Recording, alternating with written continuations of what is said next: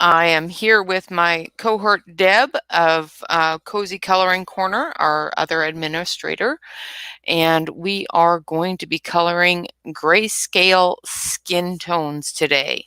We're going to be using the Faber-Castell polychromos in cinnamon, which is 189, cream, which is 102, white, which is 101, 132 light flesh, 188 which is sanguine, and 133 which is magenta. The first one I mentioned is cinnamon, just in case you have it set up in name, not number. Now I did do a bit of a test page just to make sure that I was going to be able to get that all together for you, and that I'm using the colors in the right order and the right way, because sometimes I just do it on my own. And this is the test page that I did just before the stream. So that's the outcome we're hoping to get. Sometimes it goes awry and we don't get that. It all depends upon the paper you're coloring on and the amount of grayscale you're using. So if you don't have this book, which is perfectly fine, it's Fairy and Fantasy Grayscale Coloring Book by Christine Caron.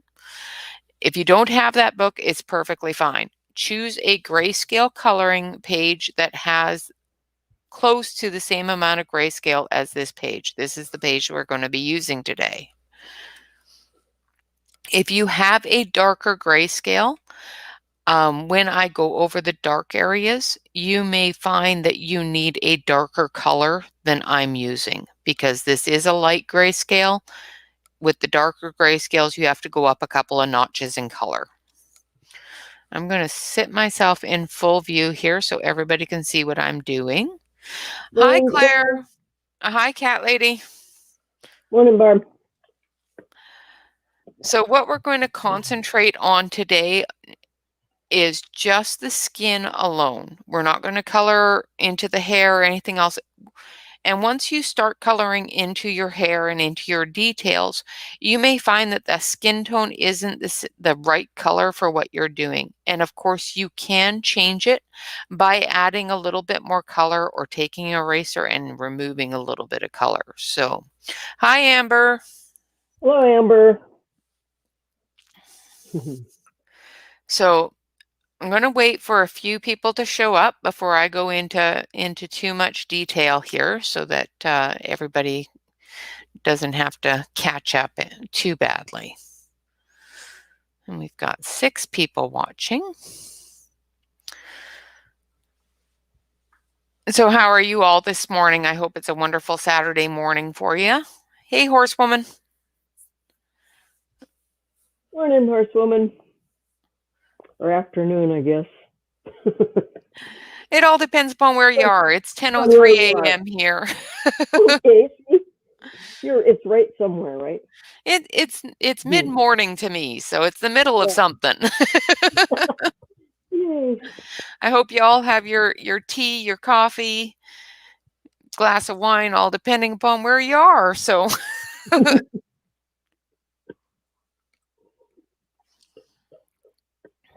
Hay is for horses. Yes, but grass is free. That's funny. Hey, Deb. I'm so glad you made it. Prodigal mod. Oh, I'm glad you're here. I'm so glad you made it. How's your kitty?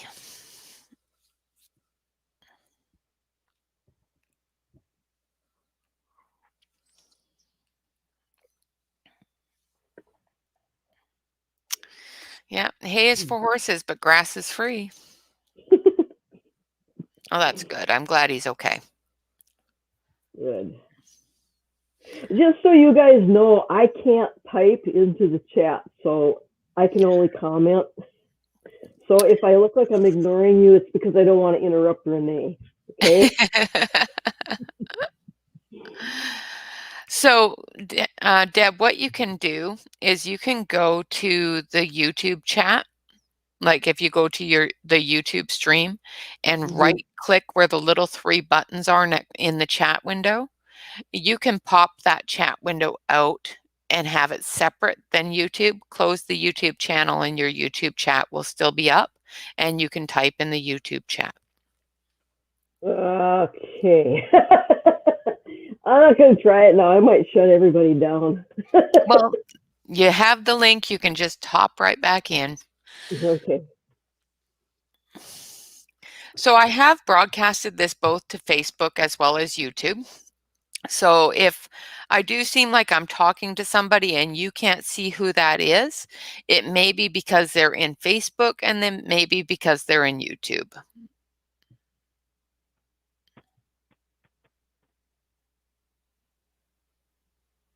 He hacked up a fur ball and scared the guy at work. That's just wrong.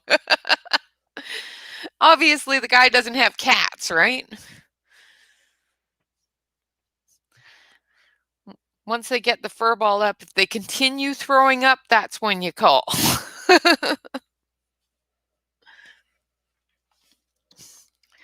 Once the fur ball's up and they're gone off to bed, then you don't worry about it. Oh, man.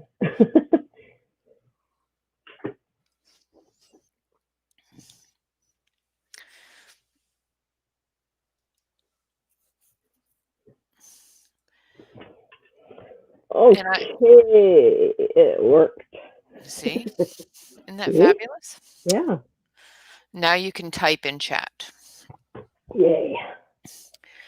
So what we're going to do is we're going to get started on this wonderful picture by Christine Caron out of Fairy and Fantasies. And like I said before, if you don't have this book, that's perfectly fine as well. Grab yourself a facial grayscale. If you have a dark grayscale, that's fine as well. If you have a light grayscale, that's fine as well. If you have a dark grayscale, when I start doing these dark areas and in the shadow areas, you're going to have to take a color darker than the one I'm using because this is a very light grayscale. So what we're going to use, and I have gone through the colors before, is white, which is 101, cream, which is 102, cinnamon, which is 189, 188, which is sanguine, and 132, sorry, as soon as the light hits it, I can't see it anymore, which is light flesh, and then number 133, which is magenta. And hopefully you can all see those.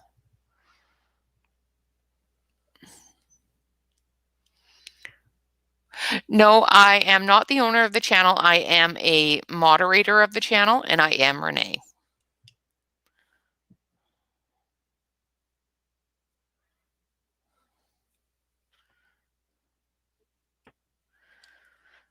Okay, what did I miss? But she is, her art is absolutely gorgeous, absolutely. I have never finished a book, ever. I've finished 1 or 2 pages out of a book, sometimes 3 or 4, never finished a book, and I am 3/4 of the way through this book. So that tells you something. Yeah. Tells me I ordered it, so. Yeah. The only one that I find of hers that has the darker grayscale is called Fairies, and it's a bit darker than I like. Is that is Fairies 2 and 3, are they lighter? They lighter, yeah. Okay, it's just the first one then. It's just the first one, and I think she started off with a darker grayscale and decided that she didn't like it, and went to a lighter grayscale the further along she got, because it does gradually get lighter and lighter as her books come out. So, but her artwork is just gorgeous. So what we're going to do is we're going to start with this cream color, and we're just going to do a very light layer of this cream color everywhere. So don't worry about whether or not you're going over the grayscale with it or anything else. Try to get down in between the little crevices and that sort of thing. But we're going to put this light yellow everywhere, or cream. Everything's yellow to me, so we're going to make her look a little jaundicey. Yay. Okay, so I turn my page a lot when I'm coloring because I need it closer to my eyes. So if I turn the page and you can't see it, give a holler out to Deb and she will let me know. Great.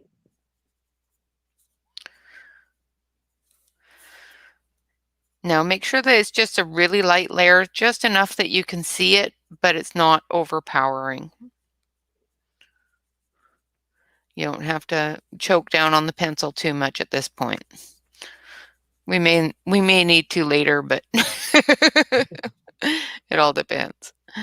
Now, I did do a test page with these pencils on this paper with these exact pencils, and I'll show you how that looks before I go any further here, so that you can get an idea of what it's going to look like on this paper if you have this book and are using the same paper that she uses in her books. So this is the test page that I did just before the stream. Like I did this the half an hour before the stream. So this is using the colors that we're using today.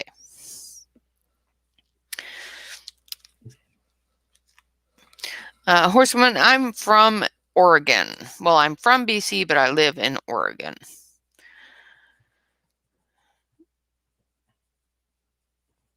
So we're just going to gently go over the areas.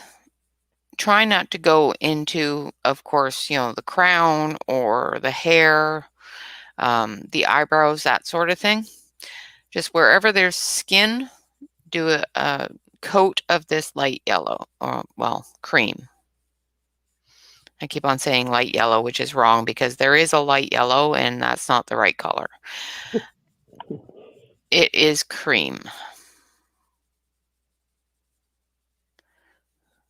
Now, I know you guys probably won't be able to see very well after I do this, but I can't see without the light, so I'm sorry. I tried. I can't see where I'm putting color down, so it's like, I need the light. No, it's fine.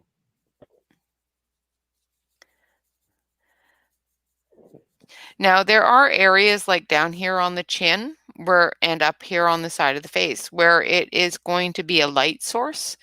You can go over that with the cream, but we will not be going over that with the darker colors because that's where your light is and we want that to shine. So I don't normally go over it with my cream. I go up to it and then I go over that with the white when we blend in the cream with the white. So basically what we're going to do first is cover it with this yellow. And then what we're going to do is we're going to take our white pencil and we're going to cover the yellow in white. And we're going to do all of our highlights and all that in white. And then we're going to take the light flesh tone and gently go over the cream with the light flesh tone. And then we're going to go into our shadow areas and add our shadows with the two different darker colors, which is the sanguine and the magenta. And then we're going to go over it with the cinnamon. Horsewoman's asking if anyone ever uses pan pastels as the base before pencils. I have not. I have heard of a lot of people doing it. I have not researched it enough to do that yet. I'm not comfortable enough with them, and I don't have the right colors for it. So I have not. I have seen a lot of people do skin tones in their pan pastels, but I don't have the right colors in my pan pastel set to do that. Okay, so we've got half the face done here. Now, this is a large face portrait picture, so it is going to take a little bit longer than the smaller one that I did before we came on to stream today.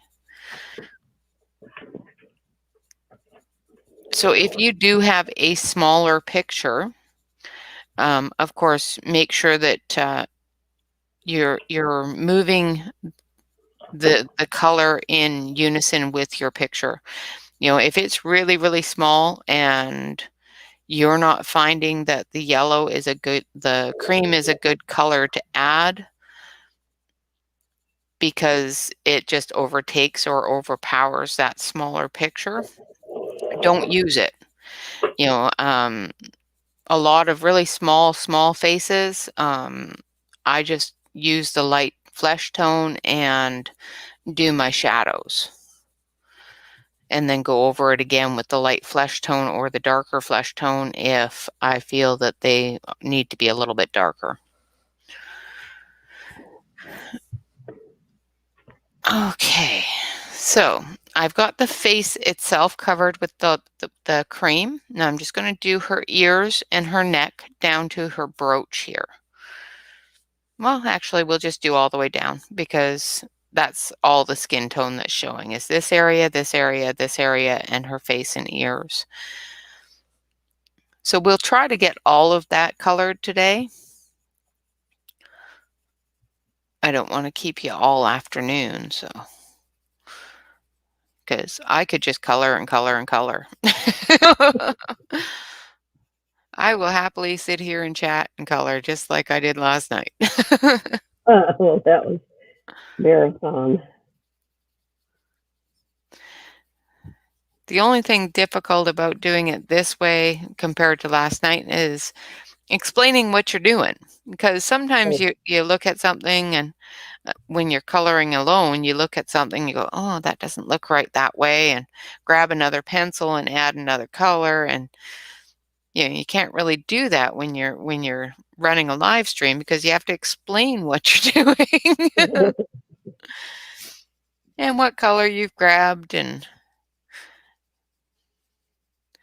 now I was a good girl and I left my other pencils in their bag and put their bag away.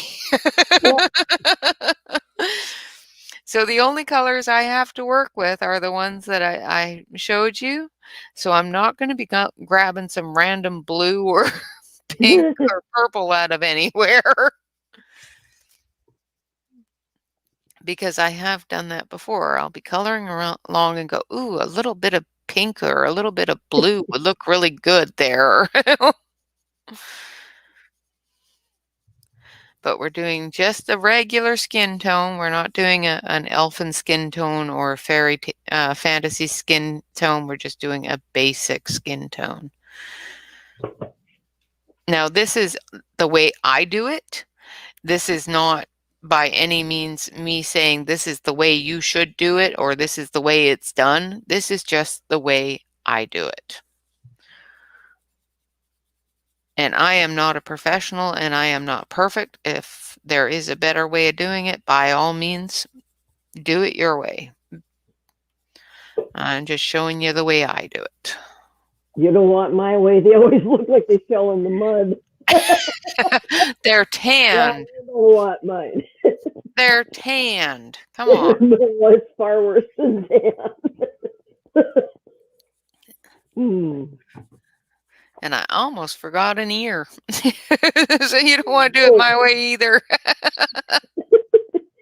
She only needs one ear. That's all right. Yeah, the other one is stark white. Okay, so we've got the cream down, and she looks a little jaundiced. So right now she's a troll elf. You know, add a little bit of green, she's all good to go.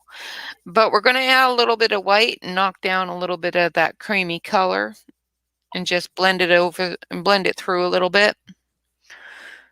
Basically what we're doing with this is we're just adding a little bit of a blend to that and taking down some of those darker shades from holding the pencil too tight or pressing a little too hard, because, you know, every once in a while you just end up with an uneven area, because it happens to me all the time. And if you don't add this white, that's perfectly fine too. You may find that your skin tone is darker or more yellow than you want it to be. Works really good if you're doing a tan skin tone, not to add the white, but I'm not going to be doing a tan skin tone. I could, of course, because she is an elf out in the wilderness, so. And I'm just going over the entire picture very, very gently with this white, very loosely. I'm not trying to make it in hard, dark, hard little circles or anything. I'm just doing a very, very quick shading of it.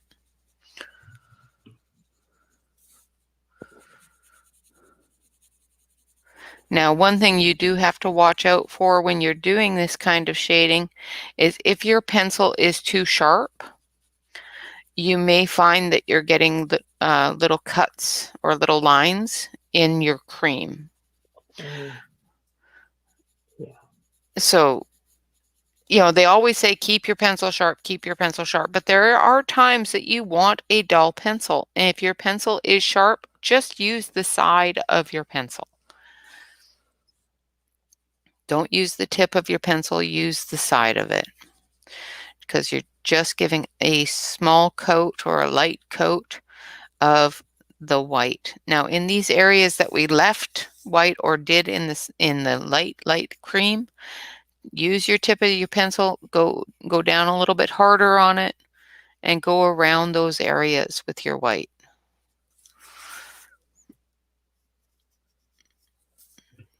You know, like here on her nose. Anywhere that there is a highlight area, give it a little bit more white, because those areas we need to glow a little bit.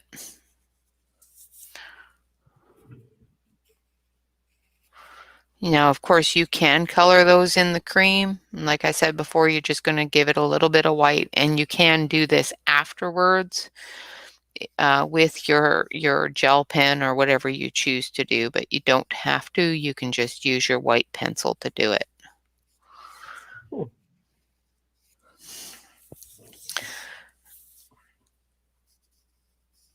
Okay, so we've got her white areas covered, her highlight areas covered. Now we're going to do once over with the light flesh tone. And we're just going to do this very lightly. We're not going to do a heavy coat quite yet, because we're going to do the shadows, and then we're going to go over this again. And if the color is a little bit too light for us, we're going to go over it a little bit heavier with the cinnamon.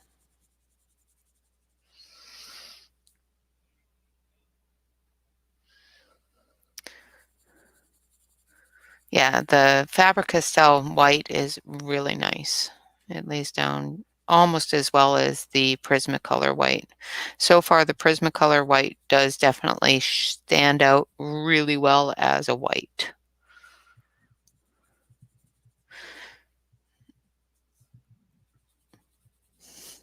Now, try not to go over your white areas with your skin tone. We want those to remain white.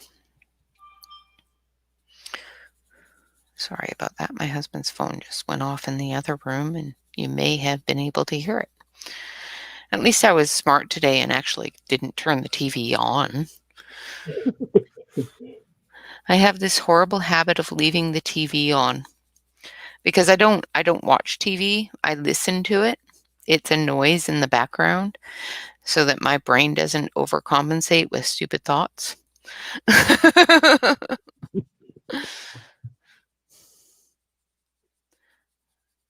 And then I forget that it's on and I go, well, I need to do this and I need to do that. And I start a recording and I've got the TV blaring in the background.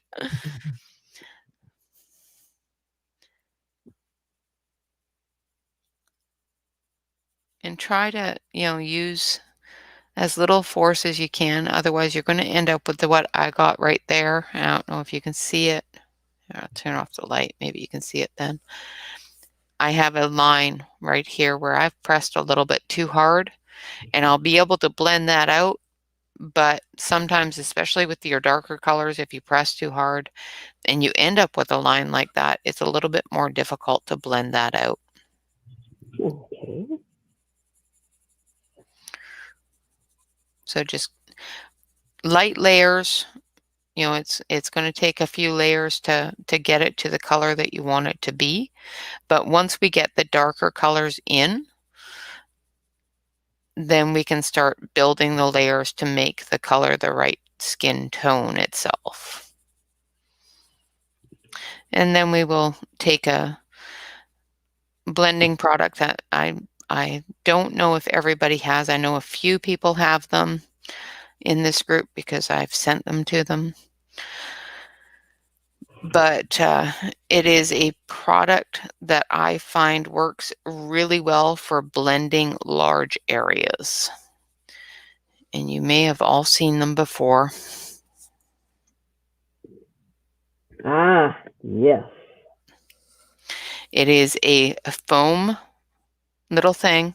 You just stick it on the end of your pencil or end of your finger, not the end of your pencil, it's too big for a pencil, and you just blend with it. And it works really, really well for large areas when you have a lot of layers on it. I love those. I They do work too. really well with the pastels too. Yep. Yeah, and they work. It's something you can wash those and they come Uh-huh. clean. Yep. They're Well, really this one's been washed a few times, so. Yeah. I love them. Yeah, they're wonderful. And you can get them on Amazon in a big old bag and use them up as you feel, or wash them and keep them for a while. They do start to break down after a while, so you do have to throw them out, but it all depends upon what you use them for. Like I use them for blending. I use them for pan pastels. I use them for chalk pastels. I use them for oil pastels. I use them for all sorts of things. I have lots of different blending tools that I use. Because sometimes the pencil blenders are a little bit too harsh and push too much into the paper. And I want to be able to correct any imperfections after blending. And this doesn't push the paper down, it just moves the pencil around.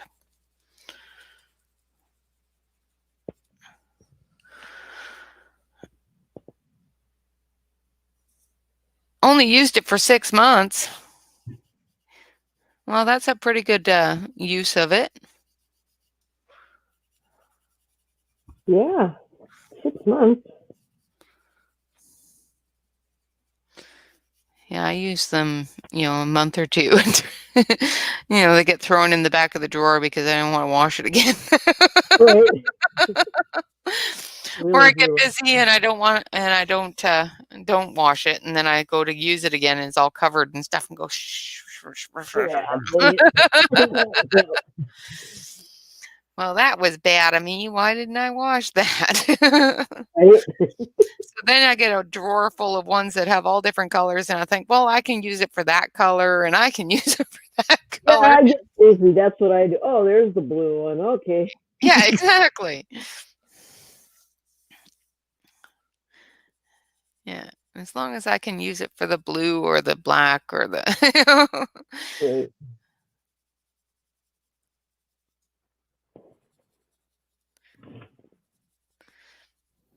Okay, so as we go along here, you're going to notice, especially on this picture, that there's a lot of really, really dark areas. And we're going to address those right after we get this layer down. This layer is just a layer to blend that white and cream together with a little bit of a skin tone to it. Once we get the this layer down, we'll address the shadows, because there's different layers of shadows. There's really dark ones, and then there's lighter ones as well. And the reason why we do a light layer of this is so that we're not covering up all of those shadow areas. A lot of colorists that I've watched on YouTube, that I've tried to learn these techniques from, always do their shadows first. And I find myself, for the way I color, that if I add the shadows and then add the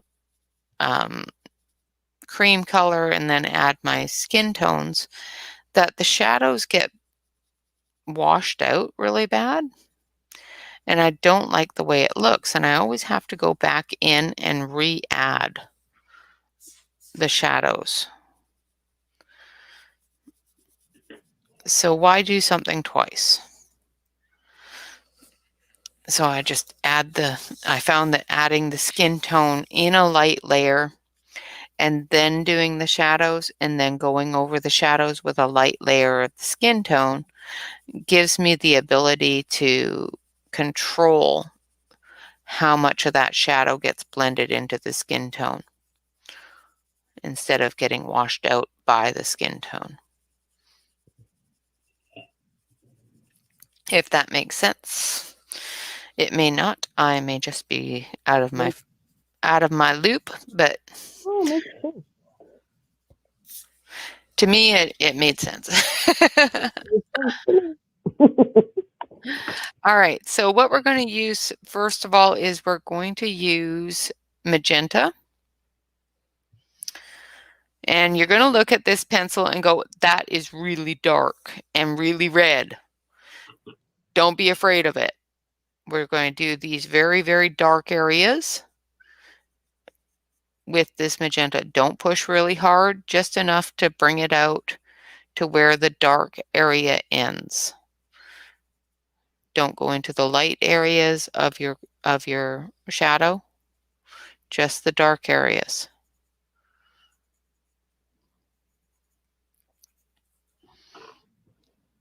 In these areas here, you may need to have a really sharp point. I do not. And I'm getting a little bit more than I'd like, but that's all right. I can fix it.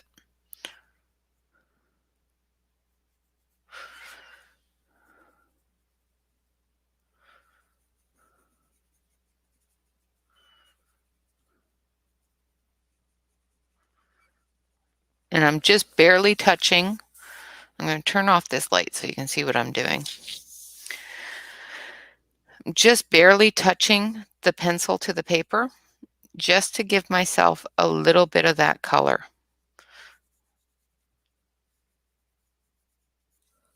And I'm going a little bit darker when I get closer to the really dark areas of her hairline.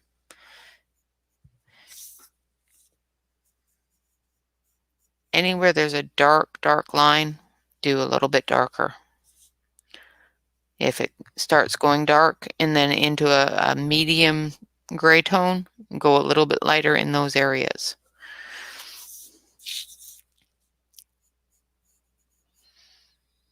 And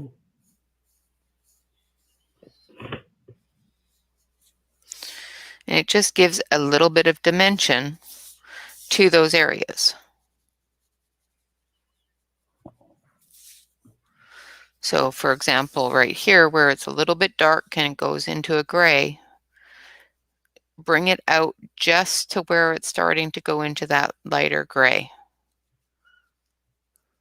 And we're going to finish that off with the sanguine.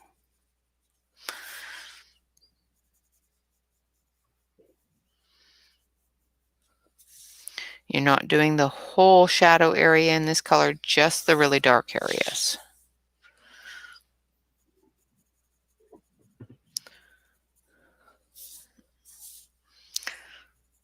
That's good, cat lady. There's no colors that anybody should be afraid of. Worst comes to worst, there's an eraser. Or a trash can. In my case. So there's a couple of strands of hair here that you need to follow certain areas of it with your pencil. Make sure that you're not following areas that have a really bright line in them. Like this side here has a dark line against her skin. This side here has a dark line here against her skin. Just follow the dark lines, not the white lines. Oops, that one went a little bit too far. Where is my eraser? So I have several different erasers all over my desk. I have little tiny thin erasers like this. I have thick mono erasers like that. I have the Prismacolor eraser. I have the Faber-Castell eraser. I have erasers everywhere. So there is always an eraser at hand. Now I went a little bit too thick here, and I am going to end up erasing part of that skin tone that I just put down. So I'm just going to gently go over that with the cream, with the white, and with the skin tone.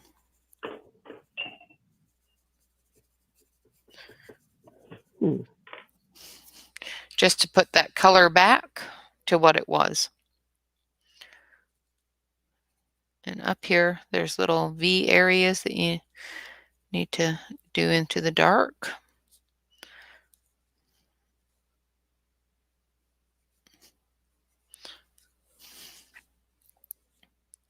Right here. So pretty much anywhere that is on the skin that is dark, you will do with this color. Try not to go too far out of where it's dark.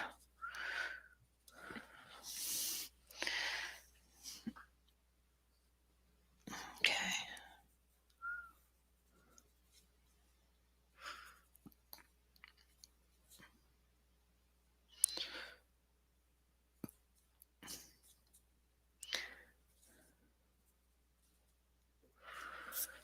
Okay. All right, now what we're going to do is the next layer of shadow, which is going to be done with the sanguine. And we're going to start in the dark area, right over top of it, and just gently bring that shadow out.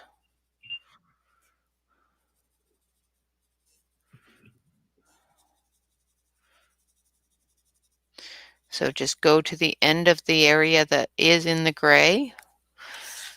You can go a little bit further if you decide to. That is up to you. But the great thing with Grayscale is it tells you where to stop sometimes.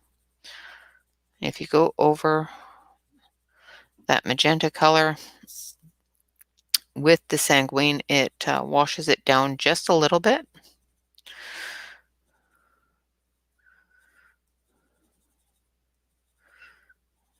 And wakes it up a bit.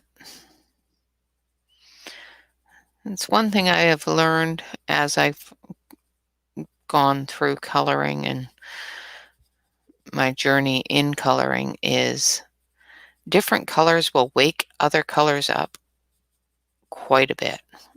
And it's surprising because you put down that magenta color and it's a magenta color. But you add the sanguine to it and it's suddenly a skin tone. It's suddenly a proper color that works in skin. It's amazing to me. It always amazes me.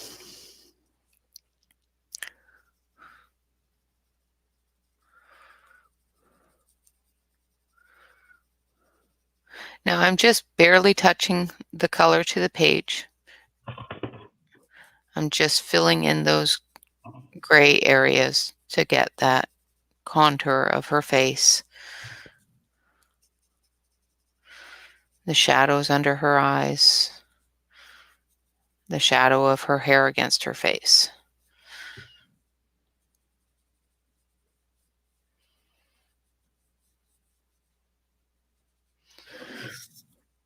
And once we get these shadows down, we'll go over again with the light skin tone, the light flesh, and then we'll see where we need to add either more shadow or a darker skin tone and things like that, because certain areas you're not going to want to have in the darker skin tone, like here on her cheeks, different areas that are supposed to be light, where the light is hitting her face. And that's the thing about grayscale, is you get different areas where you can see where the shadow is hitting her face, where the light is hitting her face. So the next time you do a straight color, a line art, you can actually look at that, and after doing grayscales for a few times and say, okay, she's looking that way, so the side of her face that's pointing down is going to get less light than the side of her face that's pointing up, and stuff like that, where you can actually see where your light source is coming from just by looking at the picture. And grayscale coloring is actually what taught me how to do that, because the artist had already given me where the light's coming from and how to look at it and where to look. And you can take that into, now I didn't put enough of the magenta here, so I'm just adding a little bit more. And you can do that if you find that you haven't done enough of a color. Of course, add a little more.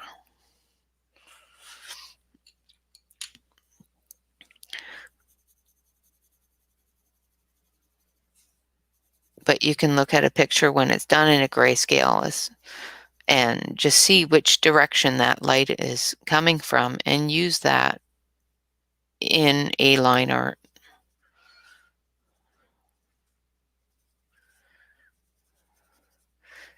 And when you do find your light source, just remember what direction it's coming from. So for example, the light's coming down this way. So we can tell that by the fact that this side of her face is lighter from the grayscale. This side of her face is lighter than this side of her face. So everything on this side of her body is going to be in the light. So the hair is going to be darker on this side. This side's going to be a little bit lighter. The bird here is going to be lighter than the bird here. However, this area where the light is coming down onto this bird is going to be lighter in tone, in color, than the rest of the bird. And you can tell that in a line art as well, even without the grayscale, just by the direction of, say, the moon behind them, or if they add, it's so much easier if they add where the light source is coming from. If they don't, just look at the tells on different objects in the picture, because a pair of pants that have crease lines on either side of it and nothing down the center tells me that the light source is coming from the front. And that center line there is where your light source will be. Now what I'm doing with this sanguine is I am just filling in every bit of that gray.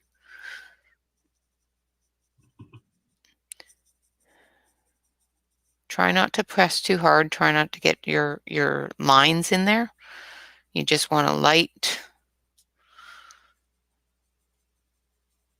level of that color that comes out of that gray into your light tones.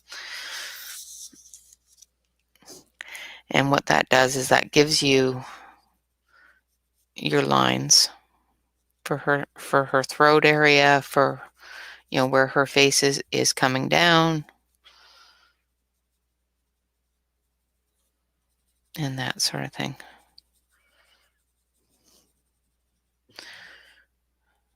Okay. Now I don't feel I have enough of the magenta in here, so I'm just going to add a little bit more. Hi, Gilly. Thanks for joining us.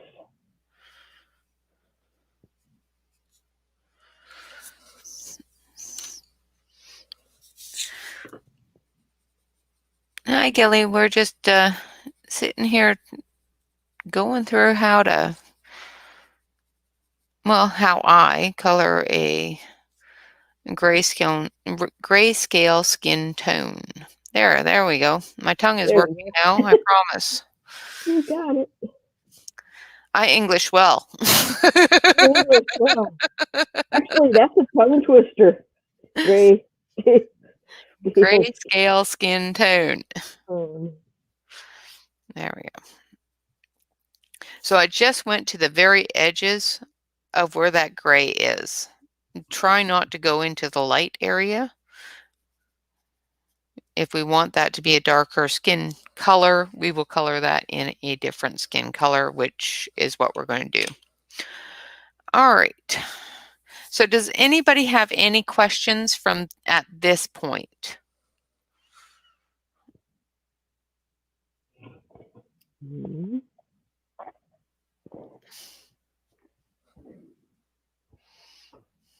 Nobody? Nope. Okay. Well, as long as I'm explaining it properly, then I am good with that. Okay, so we're going to take that light flesh color again, and we're going to go over everything.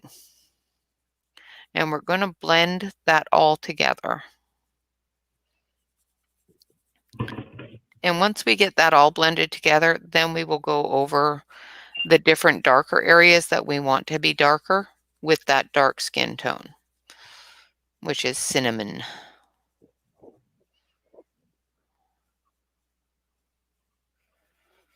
Now my light is not on, so if I am not getting all the color in the right areas, give me a shout out because I can't see very well.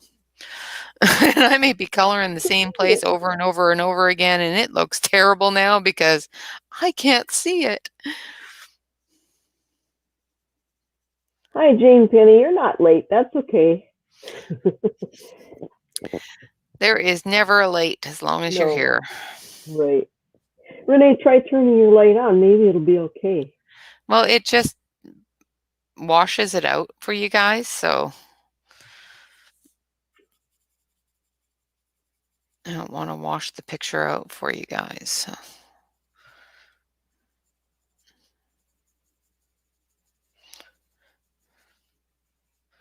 I have a really, really bright light that I usually color with, and I tried streaming with it on. Oh my goodness. You think this one washes it out. All you see is a blinding bright light.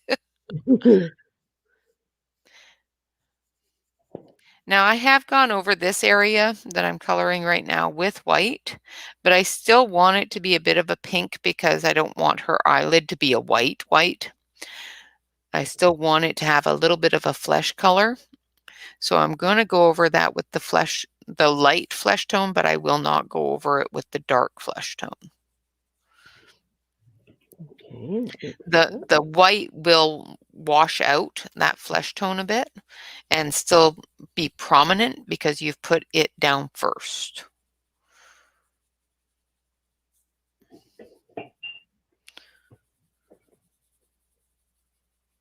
Okay, so how hard are you pushing right now? Just barely. Just barely. Okay. Just enough to see color. Okay.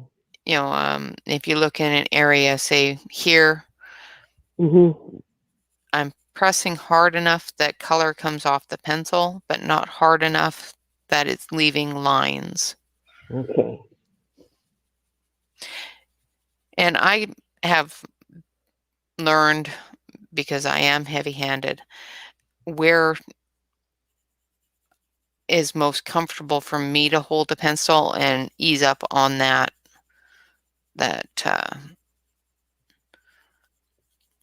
pressure,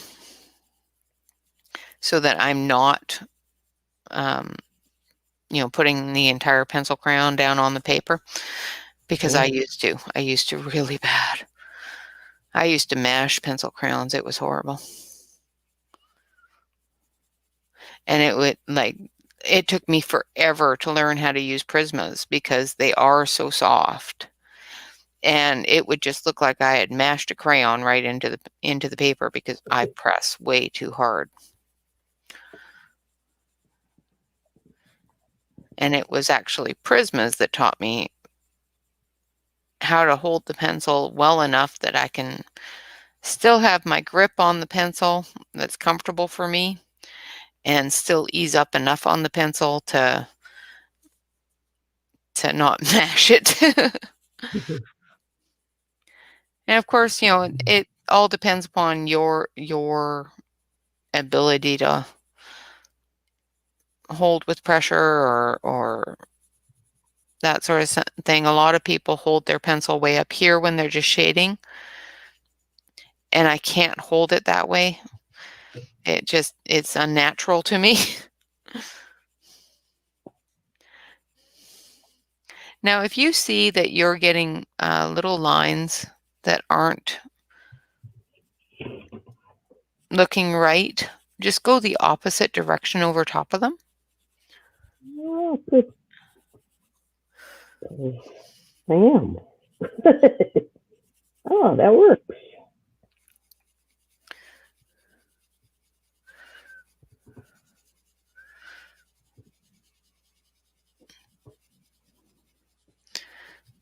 And it will lessen those lines.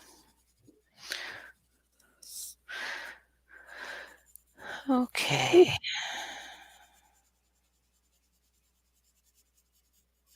Now, of course, I'm going to go over this white here, just really gently, just to give it a skin tone, but the white is still prominent. Like I said, going over it with the white first will give that white priority, basically, over whatever color you put over top of it.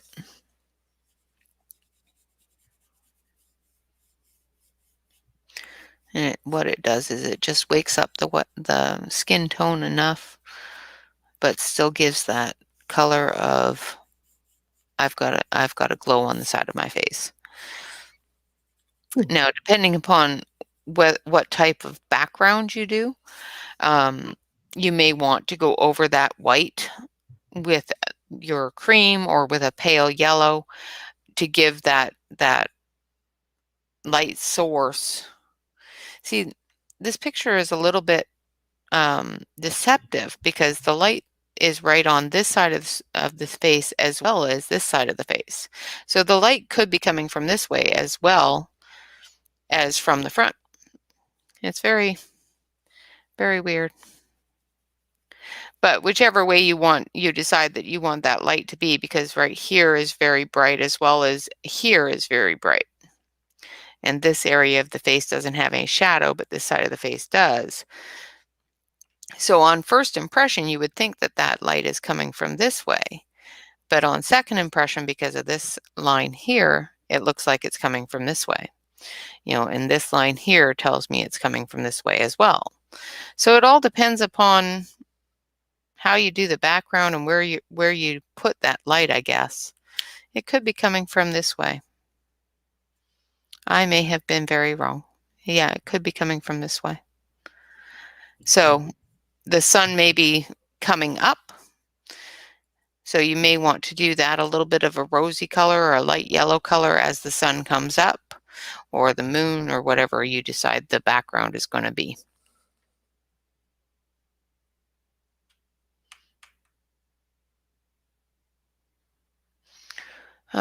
polys and Crayola pencils for skin tones. I will have to drag my Crayolas out.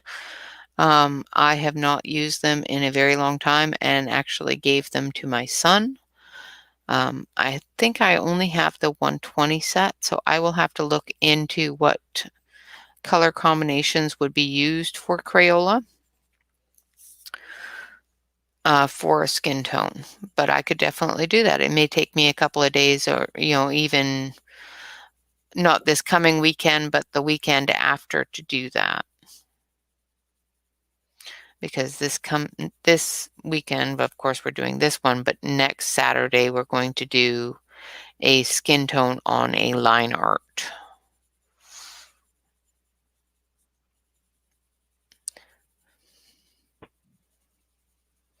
Now, if you are finding that your pencil is dulling quite a bit, like mine is getting to a point where it's pretty dull, give it a sharpen, but make sure that you don't get your pencil stuck in the sharpener. Make sure you don't put that very, very hard, sharp end down on your page like that. Go from the side, because you don't want to add that sharp end, and start in a dark area so that if you do have that sharp end, it blends into that dark area instead of into a light area that you don't want it to be really dark in.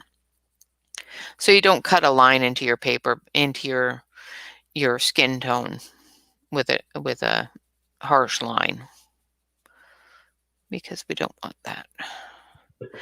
All right. Now we're going to go down into, well, let's do up in here first. I'm just going to color. I did not do the shadow areas in her ears. I did everywhere else but her ears. Poor thing. Her ears are going, hey, what about me? I got contours too. Right?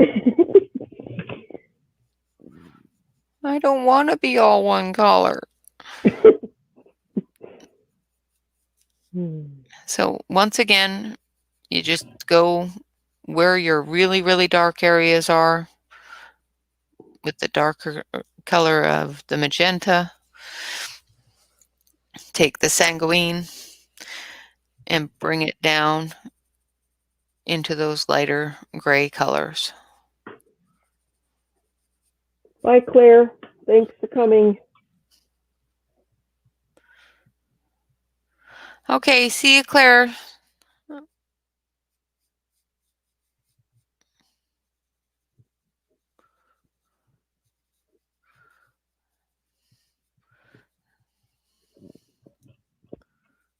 Okay, and of course, inside the ear here, it is very dark into a medium. So we're just going to do that with both the darker colors. And then we'll go over it with the lighter, just to give it a bit of a hint of that skin color. Okay, so we're just going to blend that together. Now, one of the things that my mom actually taught me is that when you're doing coloring like this, is a lot easier to blend your colors together with the lightest color that you're using, but a dominant color you're using. So the dominant color in this picture for what we want it to look like, of course, is the light skin tone or the light flesh. So that's what you use to blend those colors together. Or with your white pencil if you want it to be a lighter tone, because white will stand out if it's white on white. For example, when we did the white lining, we put it straight onto the paper, and then we colored over it so that that white is dominant.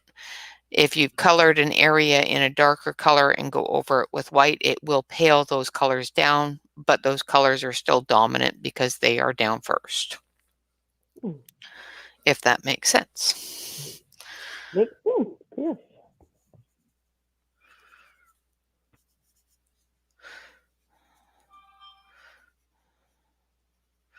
Don't know why my husband didn't take his phone into the room with him.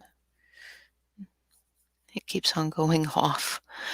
And I know why it's going off. It's going off because I'm streaming and he's getting notifications that he hasn't answered because he is a subscriber to our channel. And he's getting notifications that we're live. Oh, so we're causing it. That's okay then. Yeah. Yeah, it is our fault, but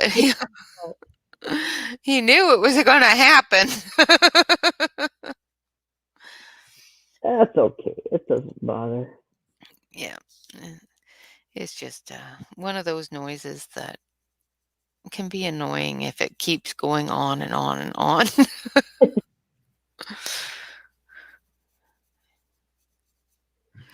And it's just poor etiquette.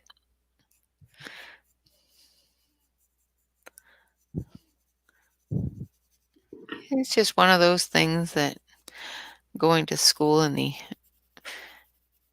80s and 90s, you know, I went to college in the 90s for internet and all that fun stuff, just as it was becoming popular.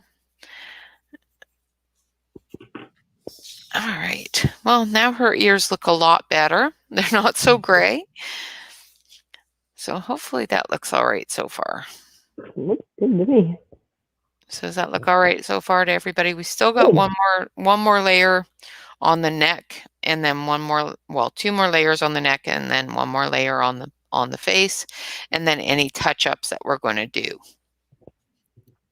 So I will try to not take all day with this. We've already been at it for an hour. Hopefully everybody has been able to follow along, or at least learn something. Yeah, it doesn't seem like an hour. I know. Now Wow. I don't feel like there's enough color in this area here.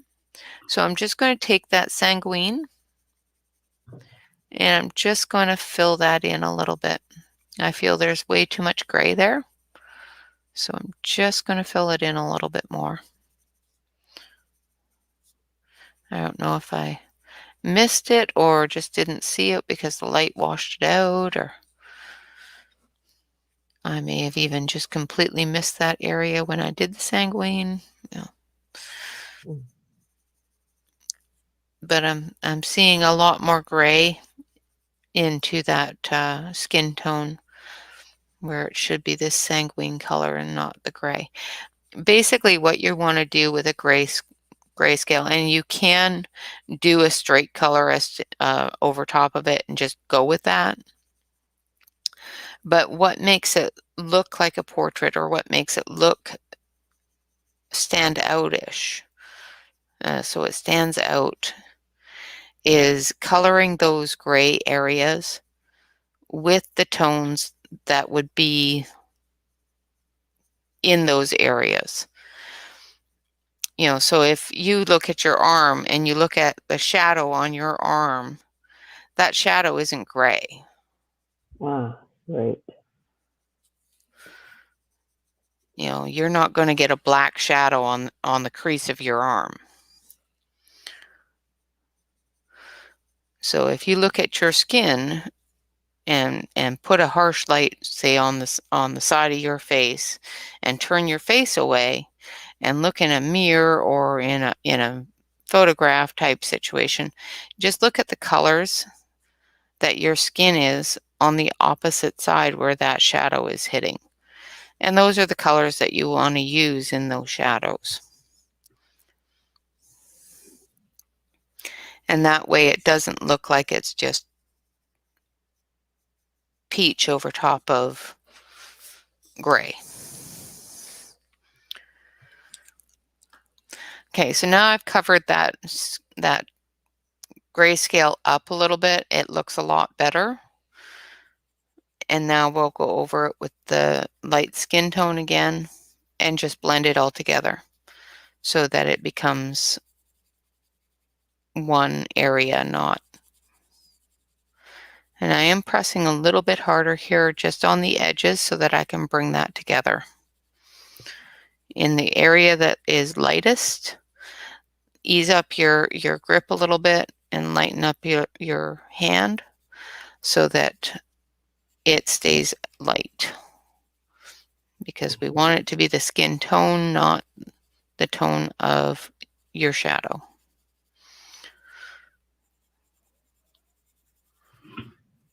And like I said, if you're getting lines, go the opposite direction and blend them together.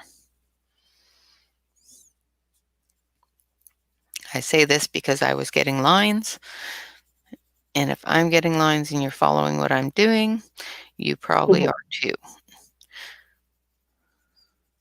Usually, I prefer, especially with softer pencils, to just go in small circles, but it would take me forever to do this picture in that manner. So,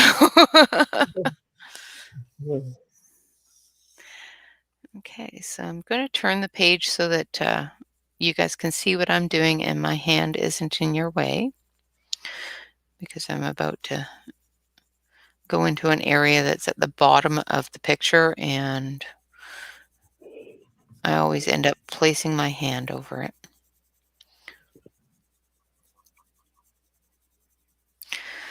Now I feel I have missed a bit of the gray there, so I'm just going to take the sanguine and I'm just going to fill it in a little bit. And just do the same thing. You know, if you see an area that is a little bit grayer than you want it to be, take your lightest shadow area color. You know, and this can be done with any color. You don't have to do skin tone colors. So if you're doing, for example, one of Christine's pictures is a mermaid coming up out of the water. If you want to do her skin in mermaid, aqua colors, you just go from a light, into the grayscale, do a darker tone of that color.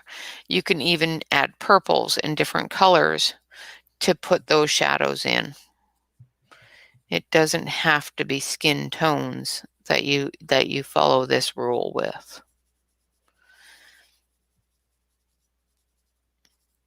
Skin can be any color you want to color it. That's the great thing about skin, is it's never black or white. It's always pink or brown. It's always got bits and pieces of every single color in it. You know, if you look at your skin, you've got blues and purples and browns and pinks and peaches and creams. And there's so many different colors in skin tone. It's amazing.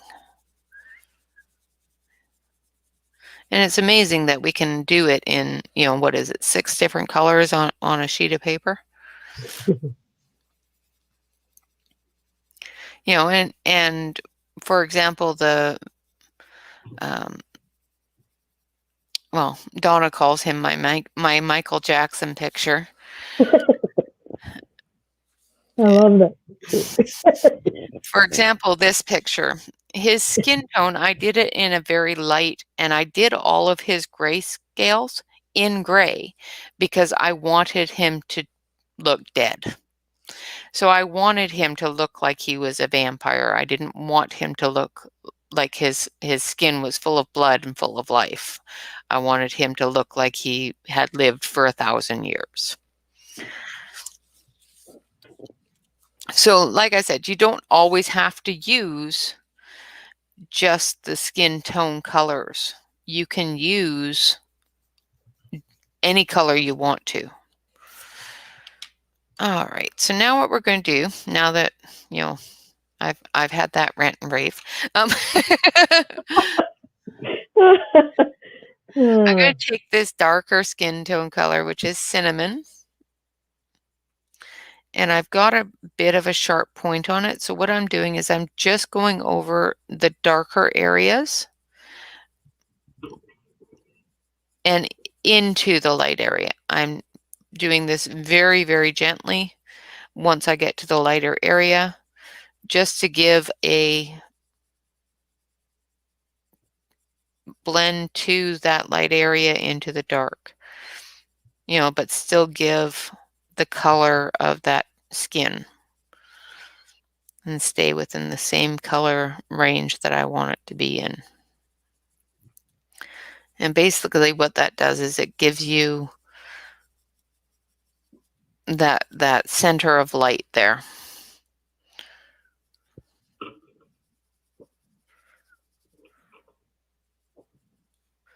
Now this pencil is a little bit too sharp for my liking on it, so I'm just sticking really close to the dark areas for now, just to whittle down that tip a little bit so that I'm not getting harsh lines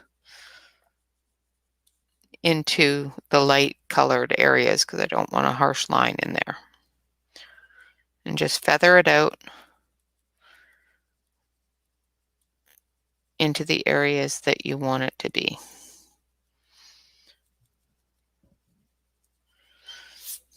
Like that. Now you can take your blender pencil, or you can take your white, or you can take your sponge and just gently go over it. And I do it in a flicking motion with my sponge in the direction of the light color, because I want to bring that dark color down a little bit. And that is the end result of that.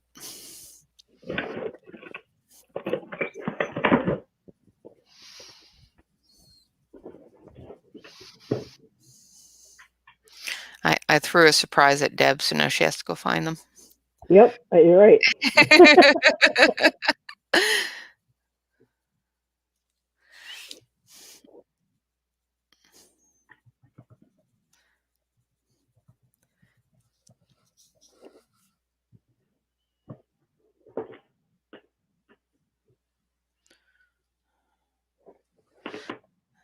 Oh, allergies suck.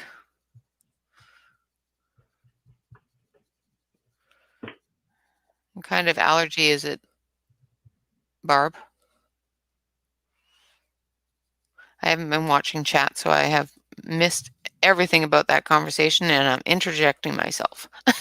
Isn't that nice of me? Well, I'm busy coloring, and I missed part of it too. So, oh wow, yeah.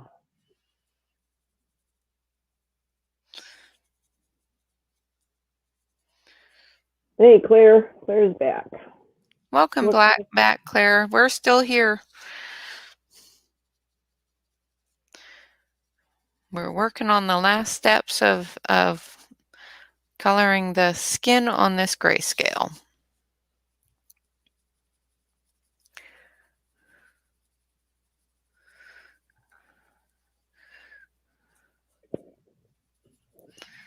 Now it's with this color that you're going to get up deep into where this necklace is,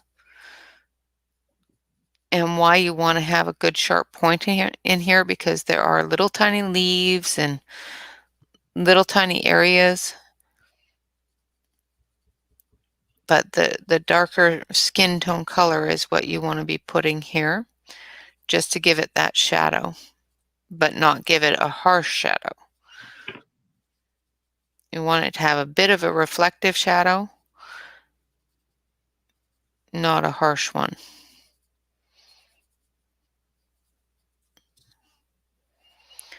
Of course, you know, where the harsh shadow is, we've already put the color that we have a deeper shadow tone to.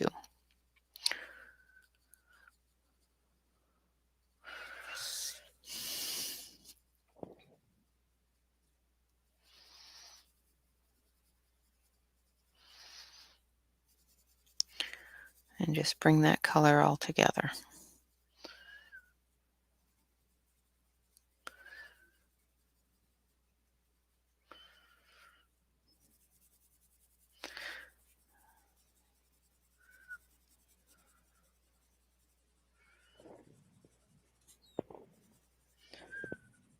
And there we go with that area.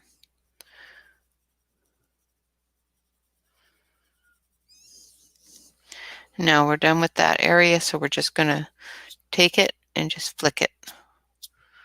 just to drop any harsh lines that we've added and just to blend those harsh areas out.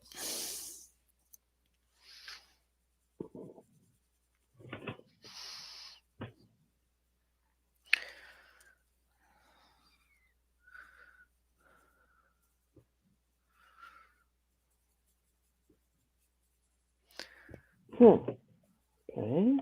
What's the matter? What you find in there, Deb? I think I pressed too hard right here. Oh, If you find that you have pressed too hard in an area, just take your eraser and gently go over it and blend it together.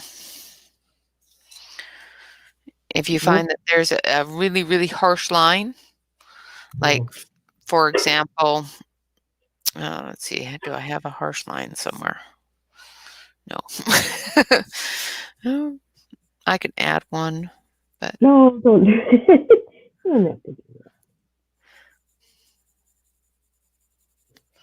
so we're going over the grayscale with this darker cinnamon color and then just feathering it into the lighter areas.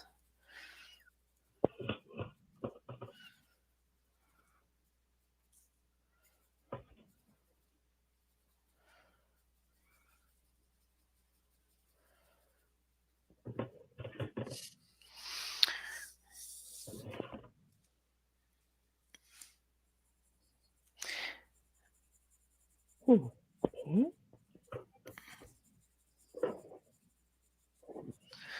And if you have the Faber-Castell eraser pencil, I would suggest you do not use it on a grayscale unless you're doing it on a light area. Do not use it directly on your grayscale areas because it will erase that grayscale. And what it doesn't erase, it will move into your color.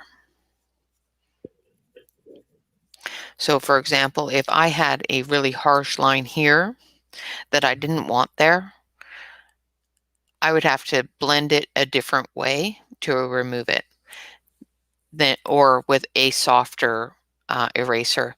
These erasers have a bit of grit in them, and it will pick up that black of that grayscale and just drag it with it. And it could be a bit annoying. Yeah. Especially if that's not what you want to do.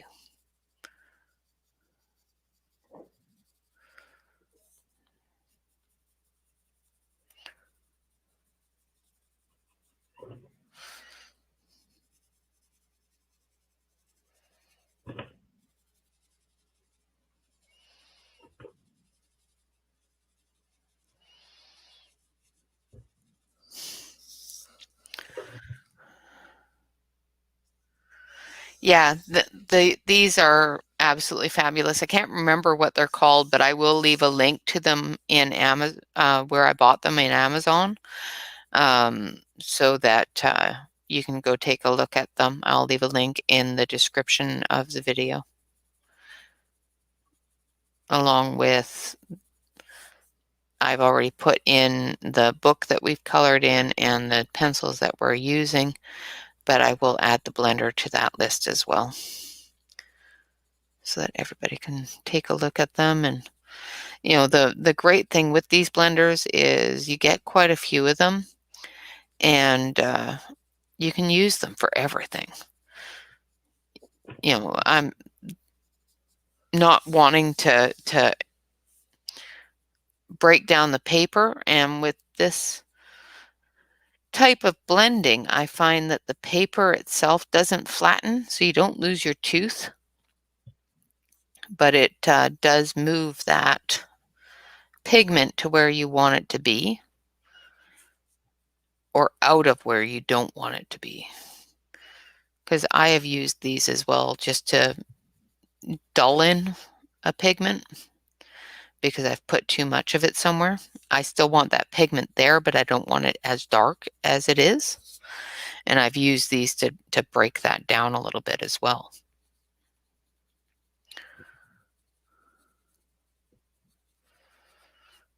Okay.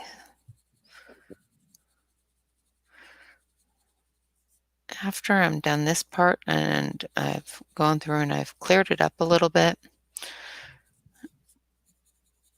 if you have any questions, we'll go through and we'll answer what we can. And then we will call it a day. And then next week, I will go through and I will find a line art picture. Of course, I would hope that everybody will finish their picture and post them in our Facebook group.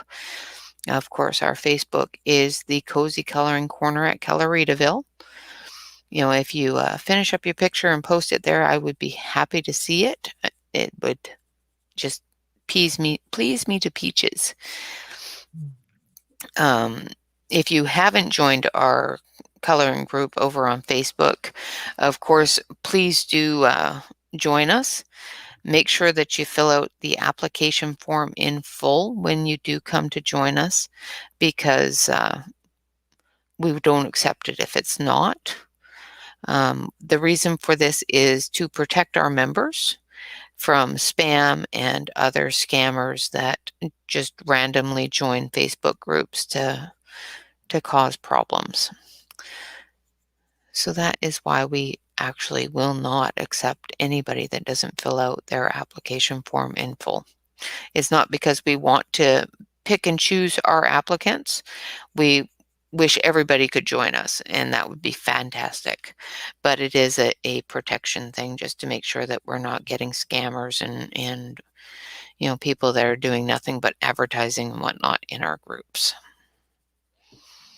Okay, so as you can see, I've got a bit of a dark spot right there, so I'm going to do what I told Deb to do with that harsh line that she had, is I'm just going to take my eraser and I'm not pressing hard, and I'm moving the eraser as I go, like I'm rotating it away from the area that I've already touched to the picture, because I want to remove that line. I don't want to move it to somewhere else.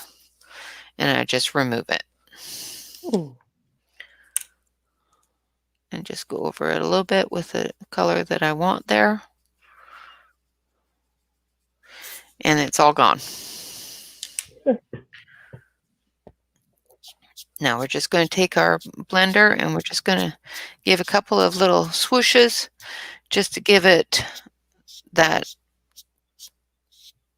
soft, clean feel, not the harsh line area. Now I haven't done her lips or her eyes or anything else. We've just touched the skin tone today. If you do find that you have little areas that look like they've got a few too many lines from your pencils, just take your blender, take your white, take whatever you're using to blend with, and just give it a couple of scrubs over it or color over it. Even use an eraser if you need to. I've got another line that's down here that is actually a part of her cheekbone that is in gray on the picture, but I didn't put enough of a color there for it to look proper. So I'm just adding a little bit of the sanguine, a little bit of the white to blend it into the color that is supposed to be there. And I think I'm just going to do that too. Just a little bit of the light flesh tone. There we go. I think that looks like it's supposed to be there now. Yeah, there we go. Okay, so that is the Grayscale flesh tone. Now, I'm not liking how dark this is. See, and you find things as you're looking at it that need a little touch up, and you will as you're coloring it. You'll find, depending upon what color you decide to do her hair in, that you want, like say you decide you're going to do her hair in blue. So you may want to put a little bit of a blue tint to your highlight areas. You say you decide that you're going to do it all in bright purple. You might want to do a little bit of a purple hint to your highlight areas. Okay. And does anybody have any information or any hints that I may have been doing that wrong, or any questions on how I would do that different, or how, if you've missed anything, how to do it the way that I've done it, anything like that?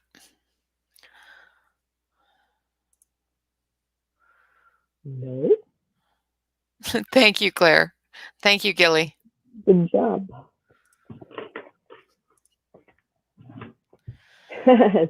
Yeah, give her a hug. Yeah, she is so cute. And once I get her hair and everything else done, I may find that her skin is a little bit too light for her hair color or too dark for her hair color, and I may change her skin tone a little bit in either direction. However, this is just a light skin tone. You can, of course, change it to a darker skin tone. I'm going to actually switch you over to the other camera here so that you can get a better view of it all together. And turn that light off. There we go, so that you're not getting a harsh white light on it. But that's just a light skin tone. Of course, you can add.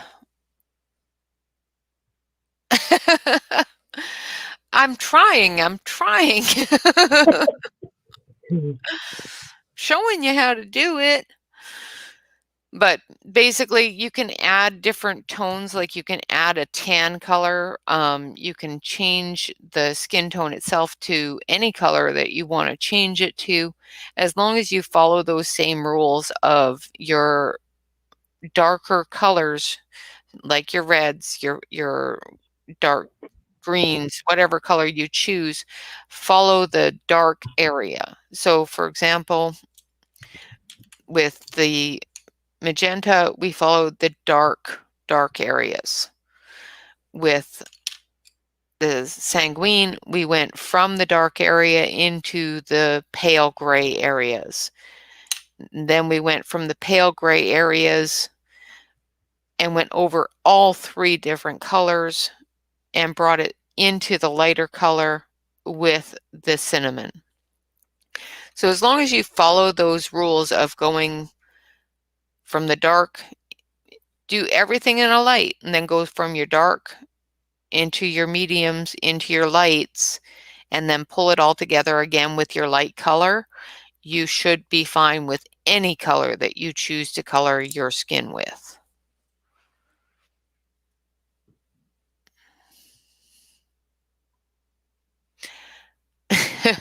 If you find that you are squishing color into the page and you're not able, like I personally cannot hold my pencil up here to color with it. I just can't do it. What I figured out to do is put the pencil on the page, put the side of your hand on the table, but lift your elbow off the table. Bring it up halfway and just color small, small areas. And it will give you the ability to start relaxing your hand a little bit, relax your arm a little bit, and still be able to color those small, small areas without touching your pencil hard to the page. But as long as the side of your hand is on the table, that gives you your stability. I shake really, really bad. It's not an essay, Claire. It's 3 questions. It's not it. But when my arthritis starts up and gets really bad, I shake really, really bad. So I keep the side of my hand to the table at all times, especially when I'm starting to shake. I find it drags my hand across my paper a lot. So I am constantly, if I'm not turning my page, I am constantly brushing it and getting every little bit of that color that's loose off before I rub my hand across it. Because if you rub your hand across it, you know what happens there. You get this lovely color that where you don't want it to be. Thanks, Barb, for joining us. I'm glad that you you were able to sit through the entire stream. It's good to see you. Bye-bye, Barb. Hope you feel better. Yeah, I missed what was going on there. I really hope that it's not allergies. Allergies are horrible. Yeah, Yes, that's what it is. a brush is definitely a necessity. You don't have to have a fancy brush. You don't have to have, you know, you have to have a good brush, a clean brush, but it doesn't have to be fancy. This is a fancy brush. This is a Stedler brush. My husband used this in college when he was taking graphic design and architectural design and stuff like that. When he was drawing blueprints, this is what they would use to clean their chalks off of their blueprints. You don't need that brush. My husband had it in a drawer and thought, cool, I can give this to my wife.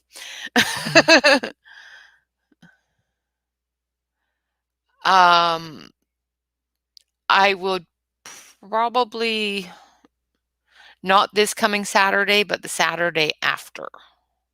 I will do a between Crayola and Polly's.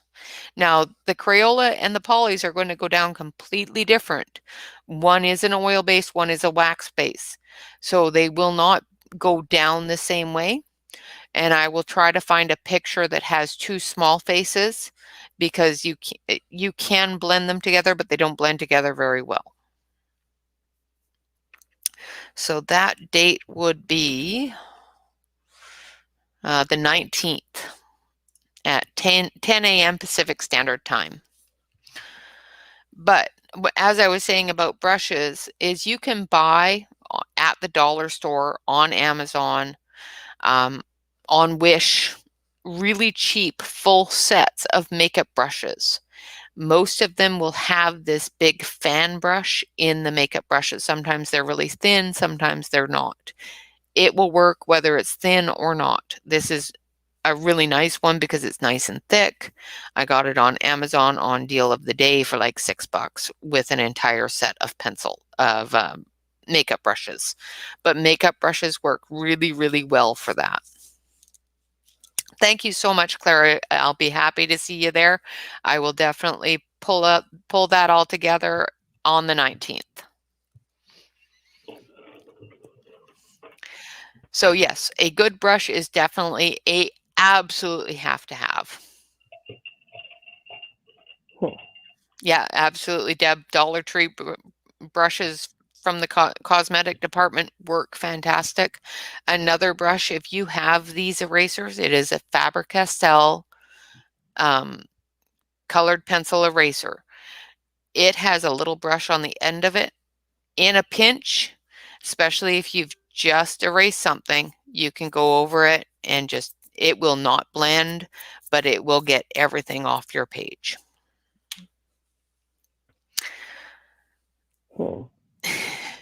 Thanks so much, Claire.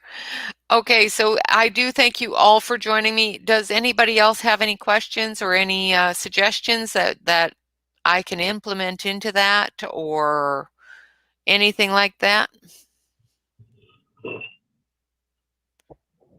Yeah, exactly. They fit behind your ear and I wear glasses, so I can't fit them there and I always lose them. So bye-bye, Mouse. Bye, Mouse. Thanks so much for joining us.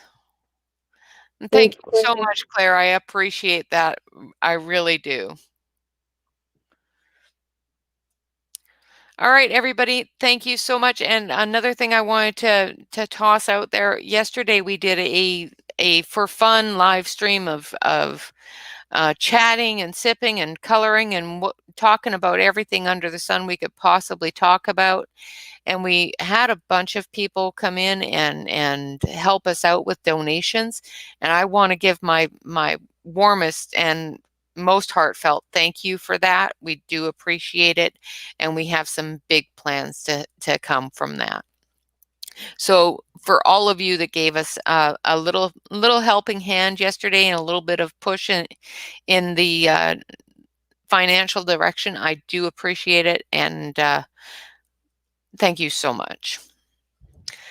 All right, with that, girls and guys and whoever else is here with me, have a fantastic weekend. I know it's a long weekend, and I hope you all enjoy it. Color and smile and just have a great day with it, and always have fun with it. If it's not fun, it's not worth doing.